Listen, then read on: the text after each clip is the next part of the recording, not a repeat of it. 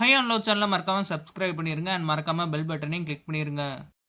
Hello all welcome to my channel. So இன்னைக்கு எபிசோடுக்கான first promo போட்டாங்க. இந்த ப்ரோமோல பாத்தீங்கன்னா ஹவுஸ் மேட்ச் எல்லாருக்கும் டாஸ்க்ல தேர்ட் ரவுண்ட் ஸ்டார்ட் ஆகுது. டிவில ஒவ்வொருத்தர் நேமா வரும். அவங்க வந்ததுக்கு அப்புறம் பாலை போய் பிடிக்கணும். ஃபர்ஸ்ட் ரம்யா நேம் வருது அண்ட் ரம்யா ஒரு பாலை பிடிச்சிடுறாங்க. நெக்ஸ்ட் பாலாஜி நேம் வருது. பாலாஜி ஹவுஸ்குள்ள இருந்து வேகமா ஓடி வராரு. பட் பாத்தீங்கன்னா வலிக்கு விழுந்துடுறாரு கீழே அண்ட் பாலையும் கீழே விட்டுறாரு. பட் சோம் என்ன பண்றாருன்னு பாத்தீங்கன்னா அவர் நேம் வரப்ப பந்த பிடிச்சிருந்தாரு அண்ட் அனிதா நேம் வருது. அனிதா நேம் வரப்ப அனிதா பாலையும் சேர்த்து பிடிச்சிடுறாரு.